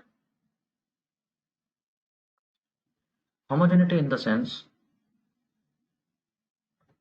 देखो क्या ही अच्छा हो, अभी कैसे किया है इसने बेचारे ने, कंडीशन टेस्ट की, कंडीशन वन ट्रू है कि फॉल्स, फिर कंडीशन टू देखा ट्रू है कि फॉल्स, और इस बेसिस पे उसने फाइनली जाके तीन चार कंडीशन टेस्ट की और फाइनली जाके उसने डिसीजन बताया कि ये ट्रू आएगा और ये वाला फॉल्स आएगा। अगर इसी केस में, जस्ट इमेजिन, अगर ऐसे ही केस में हम समझें कि कोई एक कंडीशन ऐसी हो जिससे सीधे पता चल जाए, there is a condition C X and this is a very efficient condition. अपने डेटा सेट में ही समझ लो, अगर हार्ट डिजीज डिटेक्ट करने के लिए मेरे पास कोई एक टेस्ट हो ऐसा विच इज 100% सर्टेन, वो सीधे बताएगा कि ये टेस्ट में, ओके, इस टेस्ट की वैल्यू अगर ग्रेटर देन 5 आई है, इस टेस्ट में अगर रीडिंग 5 से ज़्यादा आ गई तो इसका मतलब हार्ट डिजीज निकलेगा, नहीं आई तो नहीं निकलेगा। बस एक टेस्ट से ही हमें पता चल जाए, कितनी अच्छी बात होगी ना यार। सीधे सीधे हमारे पास 200-250 पेशेंट्स का डेटा है, टेस्ट किया, सीधे पता चल जाएगा कि इनमें से इन 100 लोगों को हार्ट डिजीज है, बाकी लोगों को हार्ट डिजीज नहीं है। अगर एक ही कंडीशन मेरे पास कोई ऐसा टेस्ट हो करने के लिए, फ्लोरोस्कोपी या मे बी एडवांस फ्लोरोस्कोपी मैं बोलूँ, या कुछ तो ऐसी चीज़ हो जिससे ये डिटेक्ट हो जाए, तो कितनी बढ़िया बात है।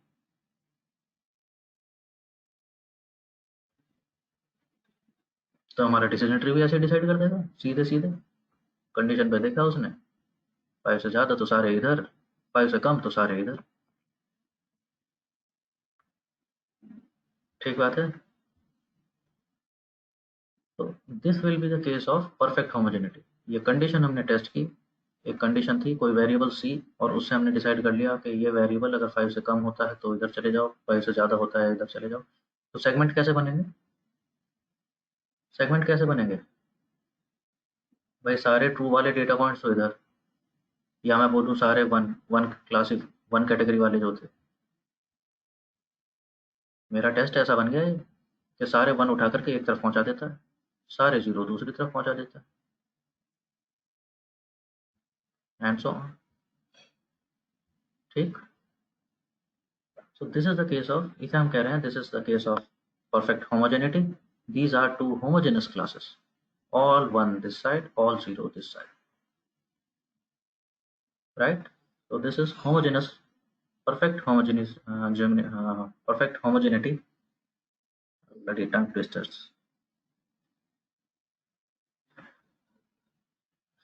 Anyway, I hope you are getting it.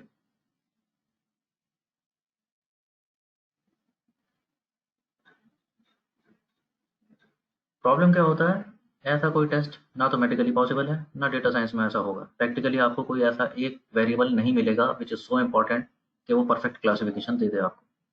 अगर ऐसा होता तो जरूरत ही क्या थी इतनी कहानी की मशीन लर्निंग।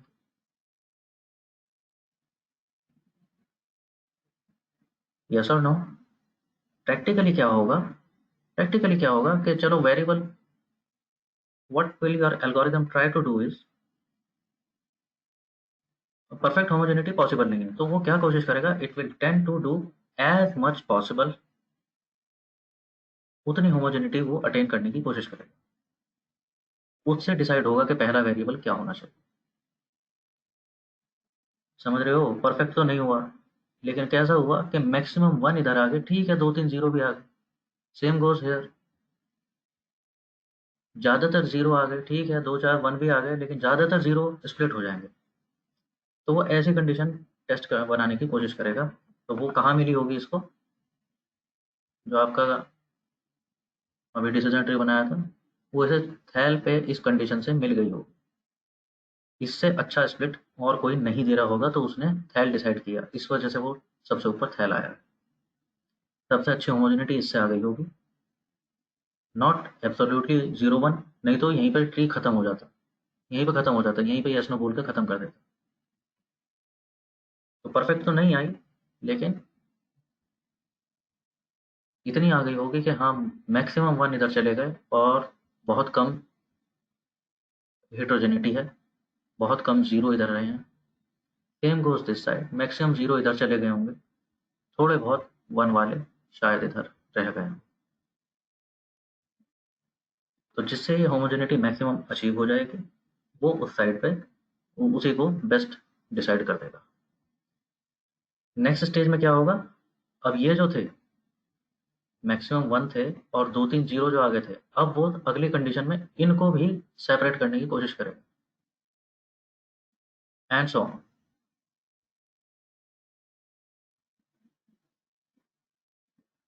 ठीक है, समझ आ रही है बात।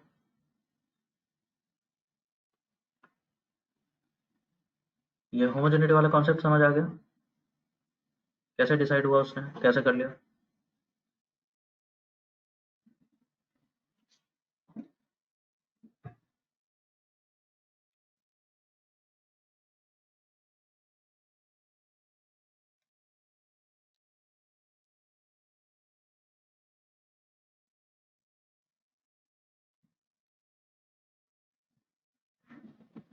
ठीक है,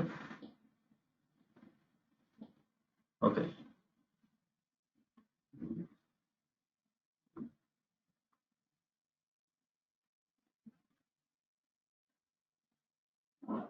अब होमोजेनिटी, एक बात बताओ,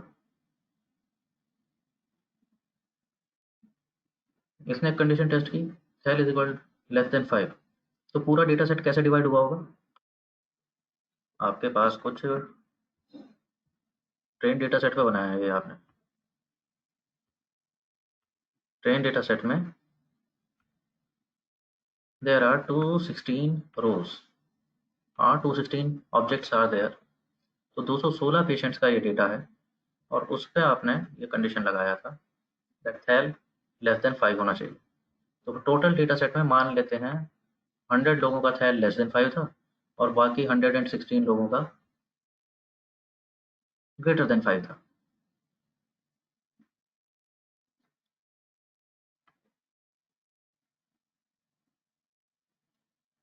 राइट, बात समझ आ गई? ऐसे ही तो हो रहा होगा। तो क्या हुआ, 100 लोग तो ये इधर आ गए, कुछ जीरो होंगे कुछ वन होंगे इनमें से। 116 इधर चले गए, कुछ जीरो होंगे कुछ वन होंगे इसमें। यही तो हुआ होगा।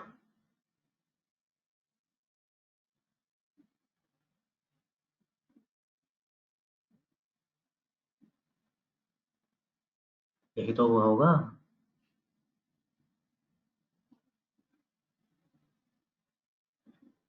चलो इन 100 की बात करते हैं। अगले स्टेप में उसने चेक किया फ्लोरोस्कोपी कितने लोगों का जीरो है। ये 100 है। इन 100 में से कुछ का फ्लोरोस्कोपी जीरो होगा, कुछ का जीरो नहीं होगा।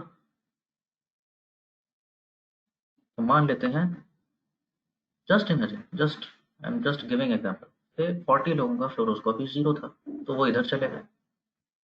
60 लोगों का फ्लोरोस्कोपी जीरो नहीं था, वो इधर चले गए होंगे।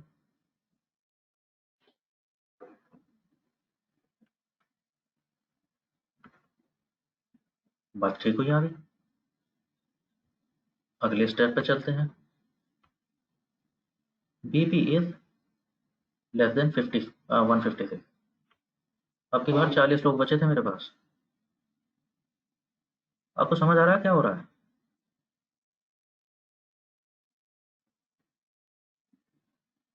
This is something critical about decision tree. ये प्रॉब्लम है डिसीजन ट्री।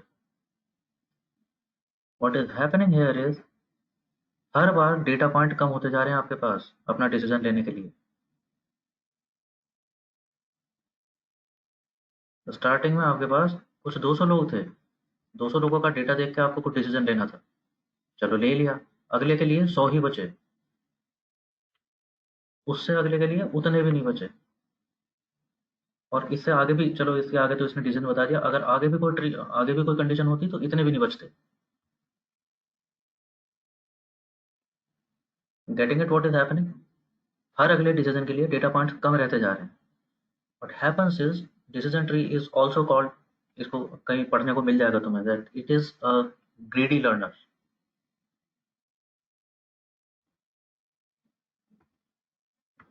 कोई बोले तो समझ जाना किसकी बात हो रही है। It is also called greedy learner, greedy algorithm. What it is, uh, if it is not controlled, what it will try to do is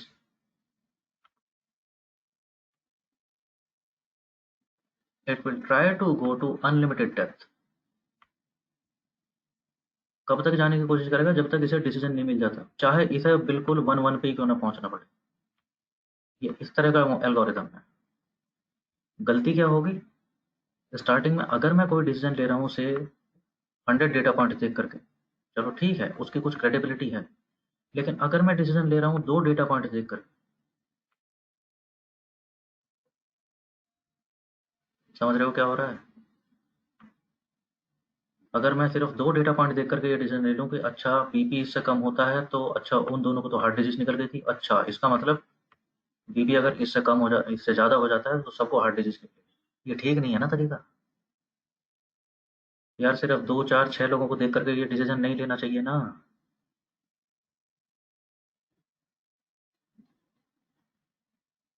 yes और नो। सिर्फ इक्का दुक्का ऑब्जर्वेशन से ऐसा डिसीजन नहीं लेना चाहिए ना।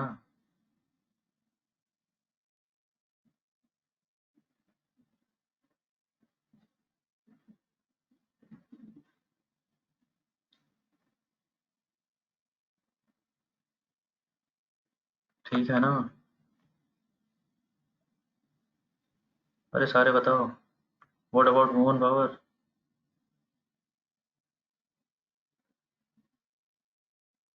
2 4 लड़कों के बेसिस पे डिसाइड मत करो ना कि सारे फ्लर्ट होते हैं।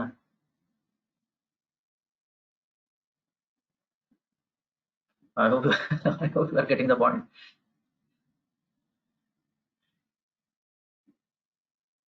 अच्छा, अभी रिलेट कर गए सब।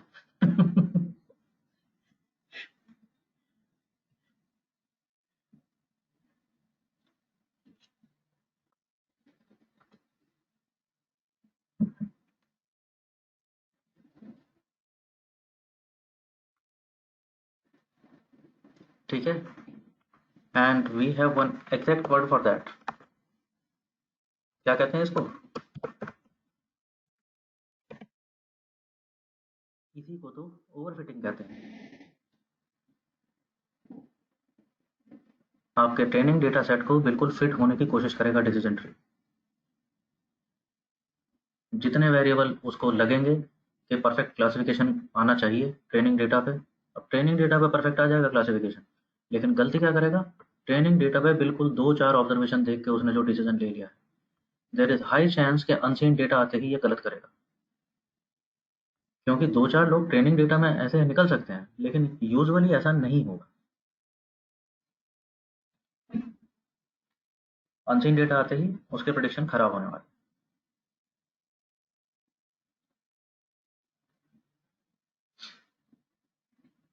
Data set is unstable. Unstable. What is instability in data set? So I'm not very much connecting onto it.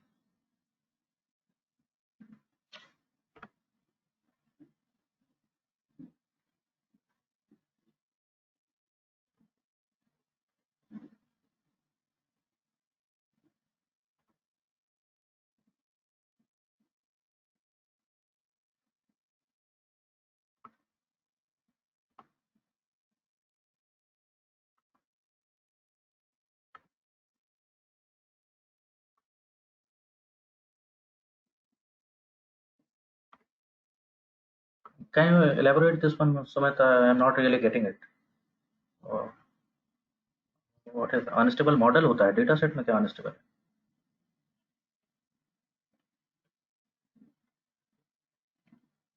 हाँ, that's what I'm saying. Okay, हाँ हाँ, if you are talking about changes, yes, उसी की बात कर रहा हूँ। आज ट्रेनिंग डेटा है आपके पास हिस्टोरिक डेटा है 200-400 पेशेंट का, ठीक है, उस पर आपने डीटी मॉडल फिट कर दिया। कल को जैसे ही अनचेन डेटा आएगा, उन पे ये प्रेडिक्शन खराब देने वाला है, क्योंकि ओवरफिट हो गया उस पर जो डेटा आपने इसे दिखाया था। Rather than learning from that data, it has kind of it has kind of stuck to that data, चिपक गया है उससे, फिक्स कर लिया इसने। वो नहीं होना चाहिए, दैट्स ओवरफिटिंग। ठीक है जी, बात समझ आ गई ये वाली एवरीबॉडी? तो decision tree has a tendency of overfitting, तो it is inherent in the algorithm. वो कंडीशन बेस्ड है, होमोजेनिटी मेजर पे देखता जाएगा कि होमोजेनिटी मेजर उसका इंक्रीज होते जाना चाहिए। वो it will try to have homogeneity. Suppose उसके पहले वेरिएबल से आ गई होमोजेनिटी, मान लेते हैं कि 70% होमोजेनिटी आई, परफेक्ट तो नहीं आई, लेकिन हम कह रहे हैं 70% होमोजेनिटी इसने अगर अचीव कर ली पहले से, तो अगले स्टेप में वो कोशिश करेगा इससे भी अच्छी आए। तो अगले स्टेप में सपोज 70 से ये 77 तक पहुंच गए, ओके, बहुत अच्छी बात है। अगले स्टेप में इससे भी ज़्यादा इंक्रीज करने की कोशिश करेगा। सपोज 80 हो गई, चलो यहाँ भी माना, लेकिन सपोज होमोजेनिटी इंक्रीज हो रही है 80 से 80.5%। जानते हो क्या हो रहा है? Now it is being ग्रेडी। थोड़ी सी होमोजेनिटी इंक्रीज करने के लिए it is going an extra, it is making an extra split, another partitioning. इस तरह से इसकी टेंडेंसी होती है ओवरफिट होने।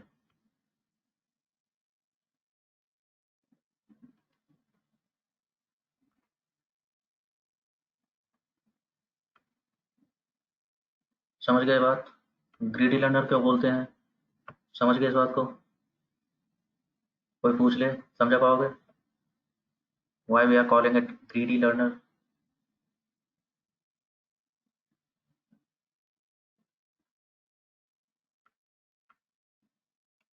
Oh wow, now that's some question.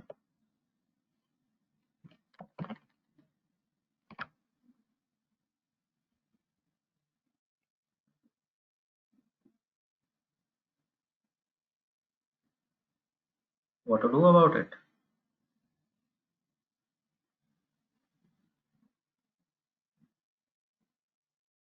Okay, we will talk about that in detail in the next session.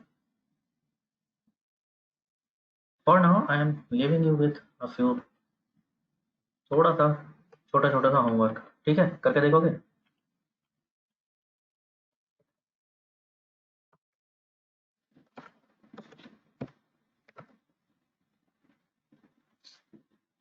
There is one more advantage of decision tree, and that is, remember आपका target variable continuous होता था तो linear regression करते थे, line fit करते थे। जब categorical हो जाता था, लॉजिस्टिक हो जाता था, तो हाँ जी, सिग्मॉइड कर्व फिट करने लगे, लॉजिस्टिक रिग्रेशन बनानी पड़ेगी। और अगर मल्टीनोमियल हो गया तो कौन सी ज्योमेट्री के पास जाओगे? फिर तो कोई सी भी काम नहीं आ रही, ना लाइन काम आ रही है, ना सिग्मॉइड फंक्शन काम आ रहा है। अगर मल्टीनोमियल टारगेट है तो फिर हम क्या करते थे? कल ही देखा था।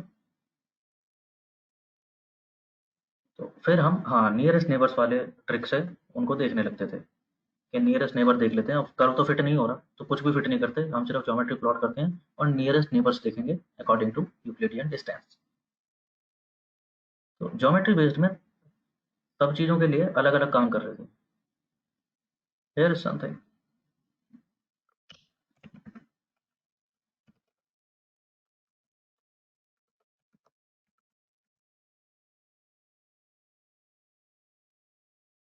एक और जानदार चीज़ इसके बारे में,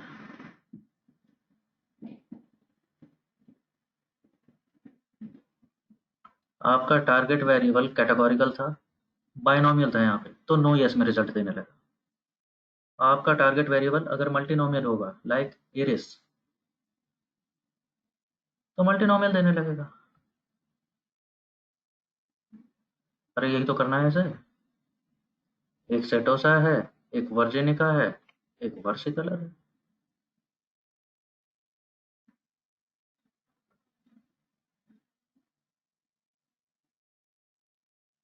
देख लेना रन करके, देखना हो तो। डायमंड्स पे करना है, डायमंड्स पे करके देख लेना कि टारगेट वेरिएबल अगर कॉन्टिन्यूअस हो तो। ये तो चलो बाय कैटेगोरिकल की बात होगी, बायनोमियल था तो भी आ रहा है, मल्टीनोमियल है तो भी मैं बता रहा हूँ आपको। अगर कॉन्टिन्यूअस होगा तो क्या करेगा डिसीजन ट्री? देख लेना करके क्या करेगा।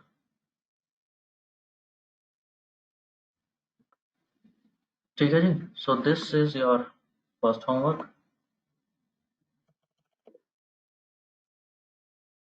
ठीक है यार, बिजी रहना थोड़े से, छुट्टी तो आ रही है, आई नो, रक्षाबंधन है, लेकिन थोड़ा थोड़ा सा काम करके देख लेना।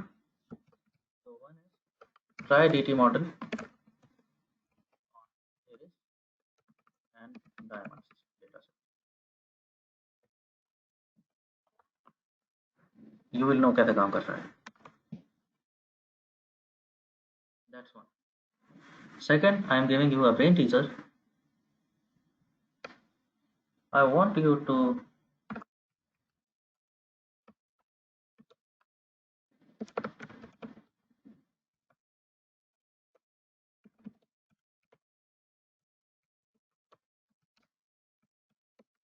remember cut off probability decide करने में आपको हिट एंड ट्राई करना पड़ता है।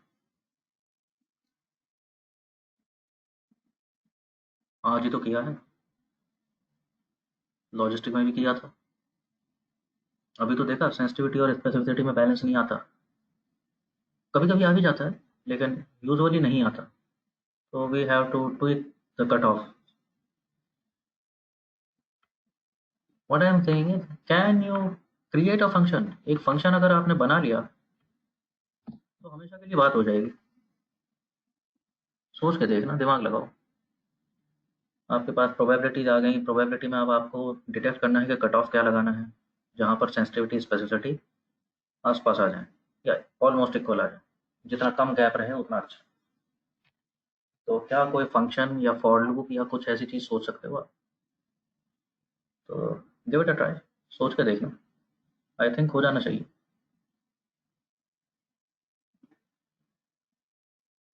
ठीक है जी, and not to mention that HR analytics thing, well, I am not pestering you onto that, but I am really hopeful that you will do something about it. It is for your own good.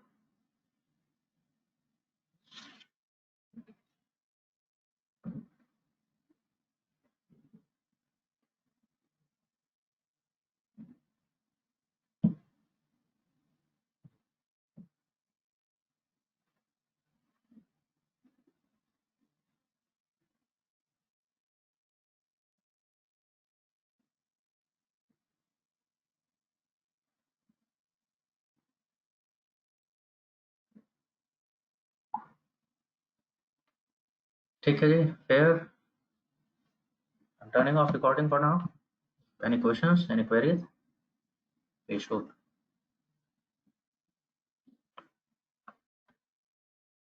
Those who don't have any question, they are free to leave. Bye bye. Happy weekend. Happy Raksha Bandhan.